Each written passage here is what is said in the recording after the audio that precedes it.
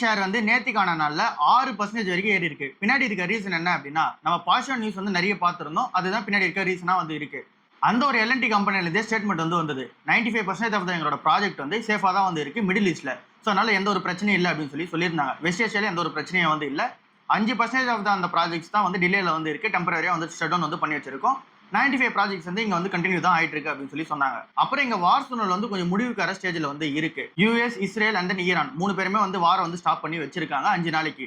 So இதனால டெம்பரரியா வந்து இங்க மார்க்கெட்ல இந்த ஸ்டாக் வந்து ரேலி ஆயிருக்கு. 6% வரைக்கும் மார்க்கெட்ல இருந்து ஏறி இருக்கு. இதோட பிரைஸ் ஏர்னிங்ஸ் 28 இருக்கு வரைக்குமே நம்ம வந்து கன்சிடர் பண்ணிட்டே போவோம்.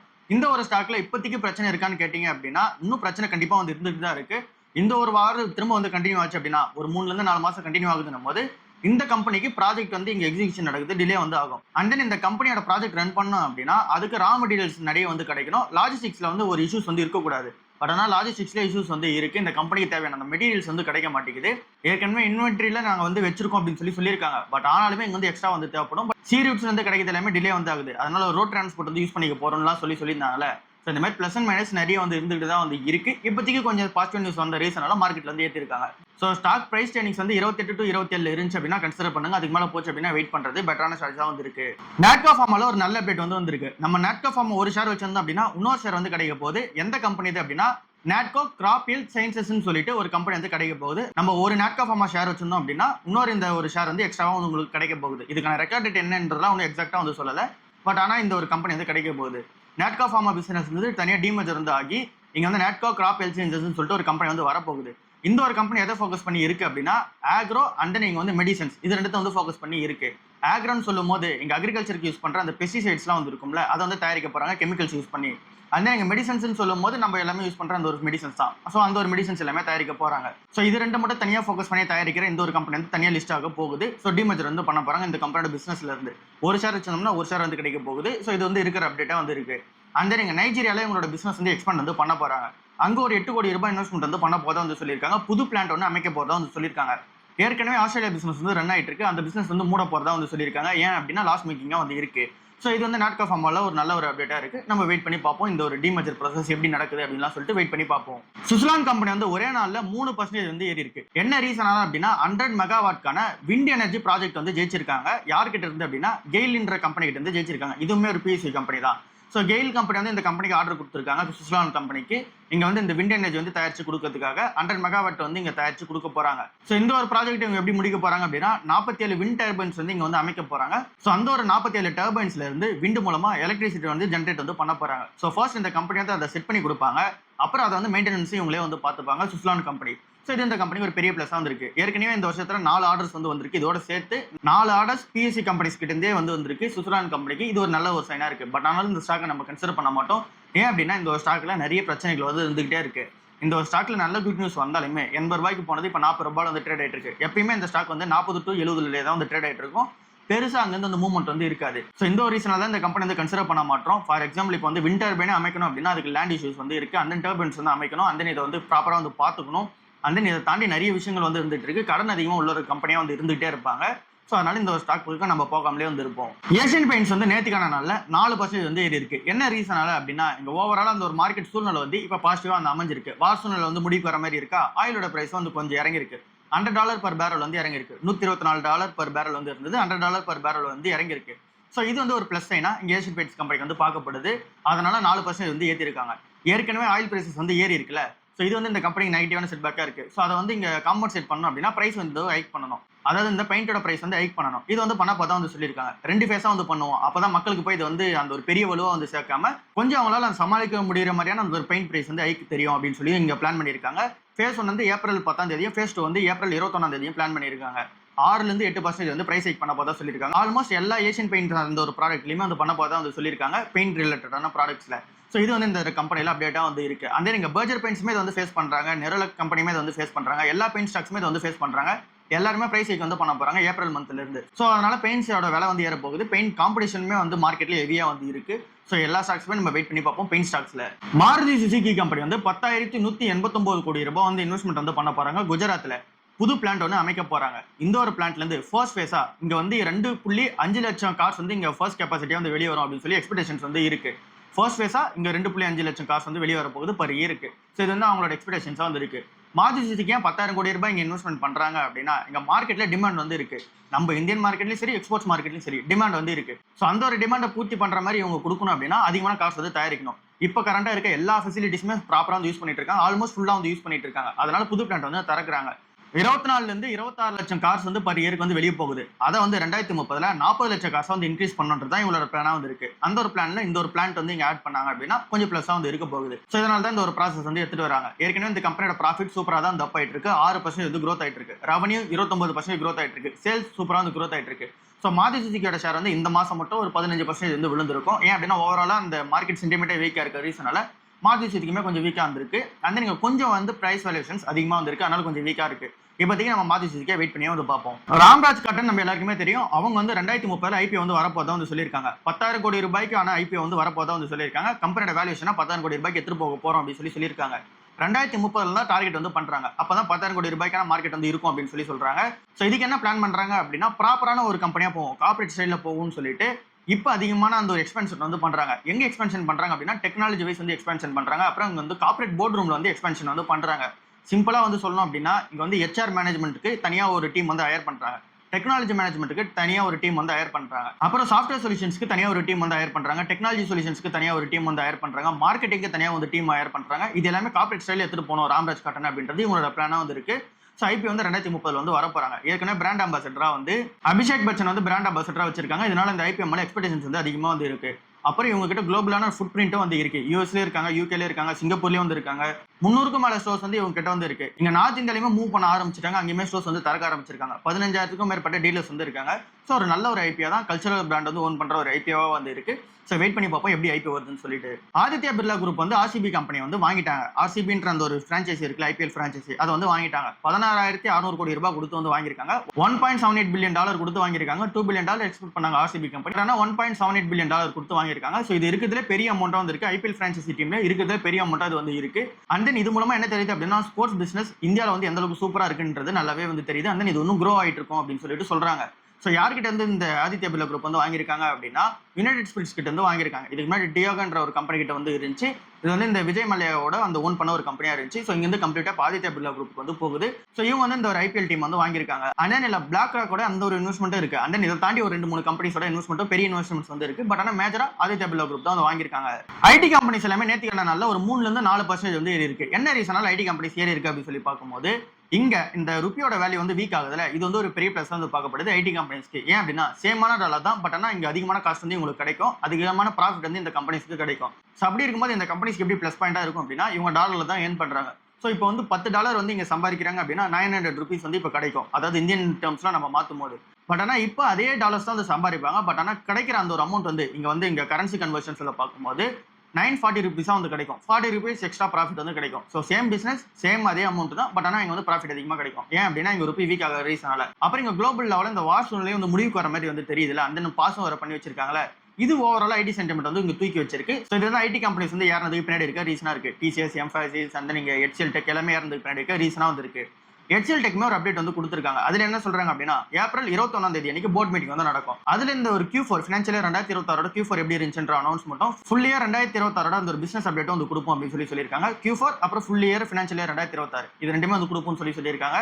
அப்புறம் இங்க வந்து எவ்வளவு டிவிடெண்ட் வந்து தரப்போறதையும் டிசைட் பண்ணுவோம் அப்படின்னு சொல்லியிருக்காங்க. இன்டர்ம் டிவிடெண்டும் ஏற்கனவே 92 தடவை வந்து கன்சிக்யூட்டிவா வந்து இங்க கொடுத்துட்டு வந்திருக்காங்க. டிவிடெண்டா 93வது தடவை வந்து கொடுத்துருவாங்க. ஸோ போன வாட்டி வந்து ₹12 வந்து டிவிடெண்ட் வந்து கொடுத்துருக்காங்க. ஐடி கம்பெனிஸ் தான் இந்த Q4 வந்து ஸ்டார்ட் பண்ணி வைப்பாங்க. ஸோ அதுக்கப்புறமா ஃபாலோ அப்பா நிறைய கம்பெனிஸோட Q4 ரிசல்ட்ஸ் வந்து வரும். நம்ம வெயிட் பண்ணி பார்ப்போம். நம்ம மேஜரா பார்க்க வேண்டிய இடம் எதுவா இருக்கு அப்படின்னா ட்ரெடிஷனல் ஐடி சர்வீஸோட அந்த ரெவன்யூ வந்து குறையுதுன்னு சொல்றாங்களே. ஸோ அப்படி இருக்கும்போது ஆர்டர் புக்ஸ் வந்து குறையுதான்னு சொல்லி பார்க்கணும். ஆர்டர் புக்ஸ் குறையாம ஸ்டேபிளா இருந்துச்சு அப்படின்னாலே ஓகே தான். இன்னும் ஆர்டர் புக்ஸ் வந்து அதிகமாக இருந்துச்சு, போன குவார்ட்டருக்கு இந்த குவார்ட்டருக்கு ஆர்டர் புக் அதிகமாக இருந்துச்சு அப்படின்னா நம்ம ஒரு பாசிட்டிவான சைனா வந்து பார்க்கணும். ஸோ பார்ப்போம் எப்படி இருக்குன்னு சொல்லிட்டு. ஐபிஓ பத்தி நிறைய நியூஸ் வந்திருக்கு. ஒரு நியூஸ் வந்து பார்ப்போம். ஃபர்ஸ்ட் GIPOட அந்த நியூஸ் வந்து பார்ப்போம். 2.5 2.7% அந்த ஸ்டேக் வந்து சேல் பண்ண போறாங்க. அது வந்து ரிலையன்ஸ் இண்டஸ்ட்ரீஸ் வந்து ஸ்டேக் வந்து சேல் பண்ண போறது கிடையாது. ஏற்கனவே இன்வெஸ்ட்மெண்ட் பண்ணி வச்சிருக்க ஜியோல வந்து இன்வெஸ்ட்மெண்ட் பண்ணி வச்சிருக்க இன்வெஸ்டர்ஸ் தான் வந்து செல் பண்ண போதா சொல்லியிருக்காங்க. ஜெனரல் அட்லாண்டிக் அப்புறம் TPGன்ற கம்பெனிலாம் வந்து ஸ்டேக் செல் பண்ண போதா வந்து சொல்லியிருக்காங்க. ரிலையன்ஸ் இண்டஸ்ட்ரீஸ் வந்து இந்த ஸ்டேக் வந்து சேல் பண்ணல. 120 $140 பில்லியன் வேல்யூஷன்ல இந்த ஒரு கம்பெனி வந்து வரப்போகுது. இந்த ஒரு கம்பெனில வந்து லிஸ்டிங் என் கிடைக்கும் அப்படின்றது எக்ஸ்பெக்டேஷன்ஸா வந்து இருக்கு. இதுதான் அந்த IPO மார்க்கெட் 2026 வந்து ரிவைவல் வந்து பண்ண வைக்கும் அப்படின்ற எக்ஸ்பெக்டேஷன்ஸ் மார்க்கெட்ல வந்து இருக்கு. ஸோ அதனால இந்த ஒரு ஐபிஓ வந்து எல்லாருமே இங்க வெயிட் பண்ணி பார்த்துக்கிட்டு இருக்காங்க. ஸோ இது வந்து ஒரு அப்டேட்டா இருக்கா. செகண்டா ஐபிஓல வந்து இன்னொரு அப்டேட் இருக்கு. 2025க்கும் 2026க்கும் ஐபிஓ வந்து இங்க வந்து கம்பேரிசன் வந்து பண்றாங்க. 2026 ஐபிஓ எல்லாமே நெகட்டிவ்ல வந்து இருக்கு. 2025 ஐபிஓமே இப்போ வந்து நெகட்டிவ்ல வந்து இருக்கு. 67% ஆஃப் த ஐபிஓஸ் வந்து லிஸ்ட் ஆன கம்பெனிஸ் எல்லாமே இப்போ நெகட்டிவ்ல தான் வந்து இருக்கு. 130 கம்பெனிஸ் வருது அப்படின்னா அதுல 60க்கும் மேற்பட்ட கம்பெனிஸ் வந்து இப்போ நெகட்டிவ்ல தான் வந்து இருக்கதா சொல்றாங்க.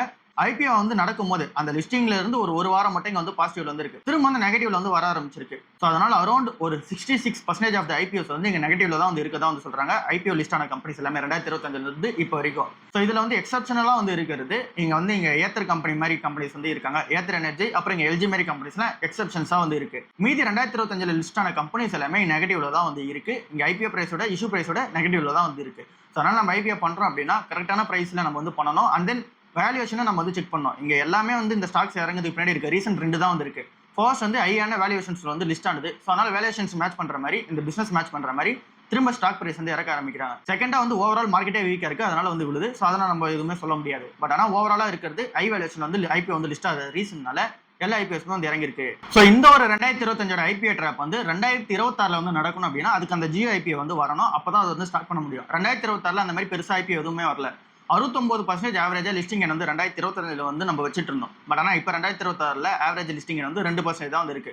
லிஸ்டிங் எயின்ஸ் வந்து கிடைக்க மாட்டேங்குது. அதனால ஐபிஓட வந்து பூம் வந்து இல்லை. அதனால ஐபிஓ வச்சு ட்ராப்பும் வந்து பண்ண முடியல. நிறைய கம்பெனிஸ் வந்து ஐபிஓக்கான அந்த லிஸ்டிங்க்கு எல்லாமே கிளியரன்ஸ் வந்து வாங்கிட்டாங்க. பட் ஆனால் ஐபிஓ வந்து லிஸ்ட் பண்ண மாட்டேங்கிறாங்க. லைக் வந்து என்எஸ்சி அந்த நீங்க ஃபிளிப்கார்ட் அந்த நீங்க ஜியோ அந்த நிறைய கம்பெனிஸ் வந்து இங்க ஐபிஓ வந்து வர மாட்டேங்கிறாங்க.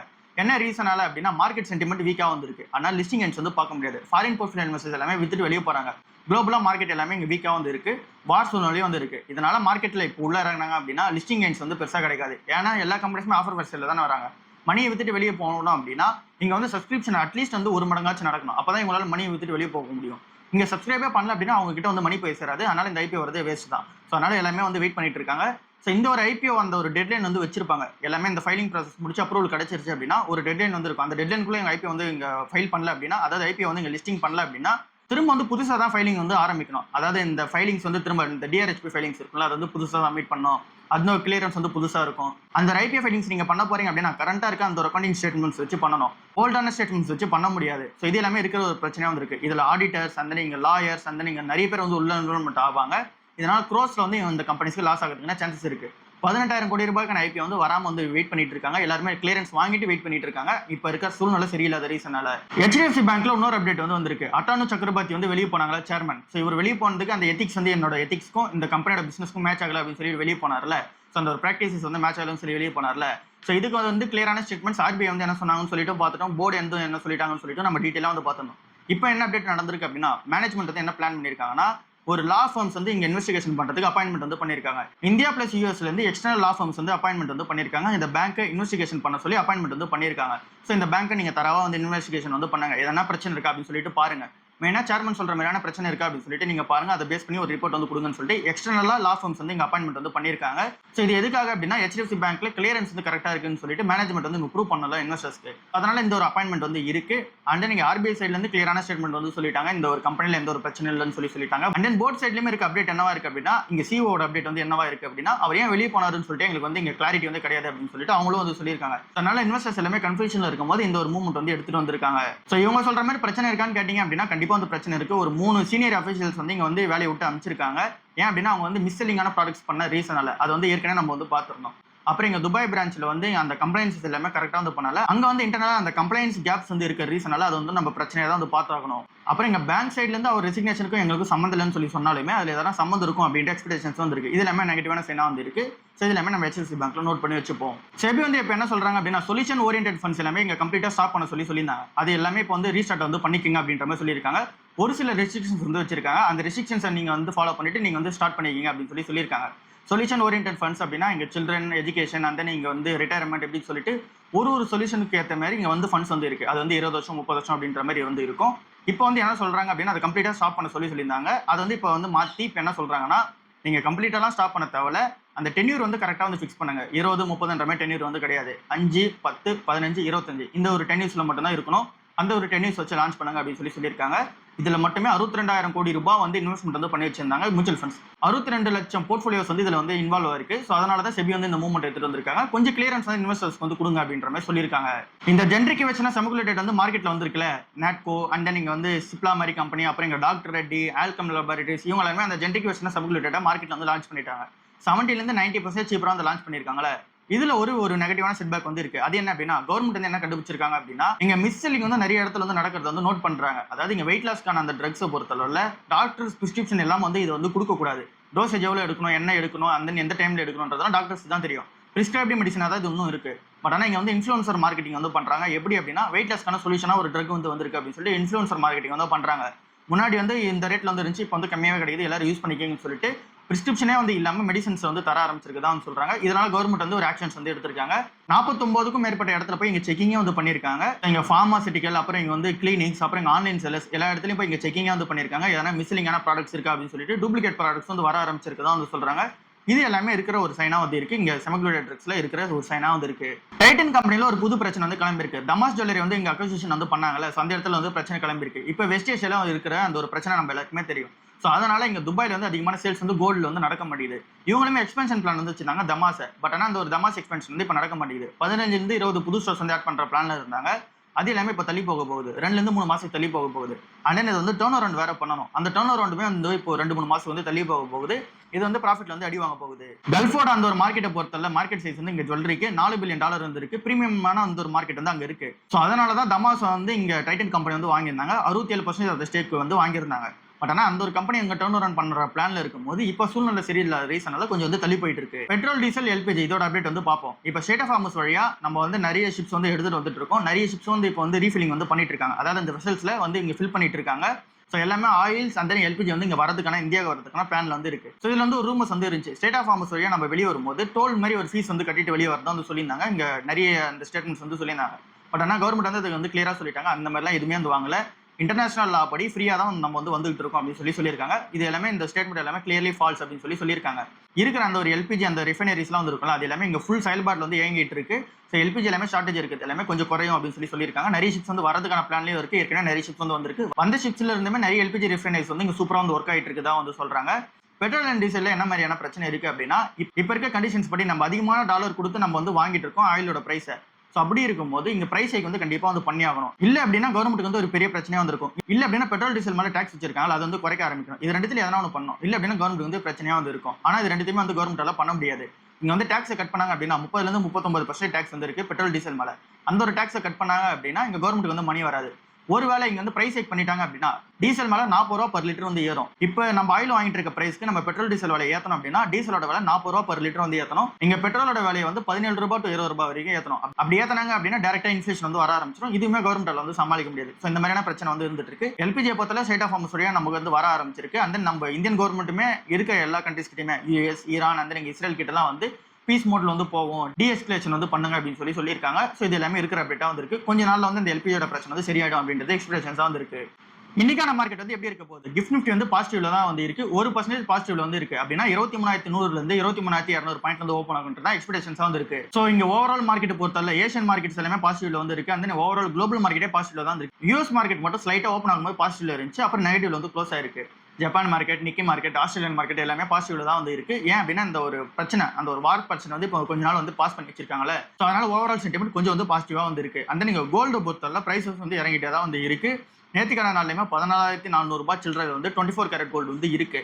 15,000 ரூபாய்ன்ற பீக்ல வந்து இருந்தது, 15,700 ரூபாய்ன்ற பீக்ல வந்து இருந்தது. இப்போ வந்து இறங்கிட்டே வந்து இருக்கு. கோல்டு அண்ட் சில்வருக்கு சாதகமான நியூஸ் வந்து இப்போ கிடையாது. மெயினா கோல்டு வந்து சாதகமான நியூஸ் வந்து கிடையாது. வார் சூழ்நிலை இருக்கும்போது கோல்டு மேல இங்க இன்வெஸ்டர்ஸ் எல்லாருமே பாய்வாங்க. பட் ஆனா இப்போ அந்த வார் சூழ்நிலை முடிவுக்கு வர மாதிரி வந்து தெரியுது. இன்ட்ரெஸ்ட் ரேட்ஸ் வந்து அதிகமாக இருக்கும்போது இந்த கோல்டுக்கு சரியில்லாமல் வந்து இருக்கும். இன்ட்ரெஸ்ட் ரேட் கம்மியாக இருந்தால் தான் கோல்டு வந்து கரெக்டாக வந்து இருக்கும். பட் ஆனால் இப்போ இன்ட்ரெஸ்ட் ரேட் வந்து இப்போ அதிகமாக தான் வந்து இருக்கு. அதுவுமே சாதகமான சூழ்நிலையே அங்கே வந்து கோல்டு வந்து கிடையாது. அடுத்ததான் டாலர் வந்து ரொம்ப ஸ்ட்ரென்த்தாக இருக்கு. அதுவுமே இந்த கோல்டுக்கு சாதகமான நியூஸ் கிடையாது. அதனால கோல்டு வந்து இறங்கிட்டு இருக்கு. பட் ஆனாலுமே இந்த ஒரு டைம் நான் வந்து கன்சிடர் பண்ணிட்டே போவோம். கோல்டு இடிஎஃப்ல நிறைய பேர் வந்து அவுட்ஃப்ளோஸ் வந்து பண்றதா வந்து சொல்றாங்க. நிறைய ரீட்டைல் இன்வெஸ்டர்ஸ் தான் கோல்டு இடிஎஃப் வந்து விற்கிறதா வந்து சொல்றாங்க. லாஸ்ட்ல இருந்தாலுமே பரவாயில்லன்னு சொல்லிட்டு நிறைய இன்வெஸ்டர்ஸ் வந்து விற்கிறதா சொல்லிட்டு ஆர்டிகல் வந்து பார்த்தோம். அந்த தப்பு நம்ம பண்ண வேணாம். கோல்டு இடிஎஃப் பொறுத்தலாம் நம்ம கன்சிடர் பண்ணிட்டே போவோம். இறங்குச்சு அப்படின்னாலும் கன்சிடர் பண்ணிட்டே போவோம், ஏறிச்சு அப்படின்னாலும் கன்சிடர் பண்ணிட்டே போவோம். இதுதான் இருக்கிற ஸ்டாண்டா வந்து இருக்கு. இதுதான் இன்னைக்கான ஓவரால் நியூஸ். அடுத்த நியூஸ் சந்திப்போம். பாய்.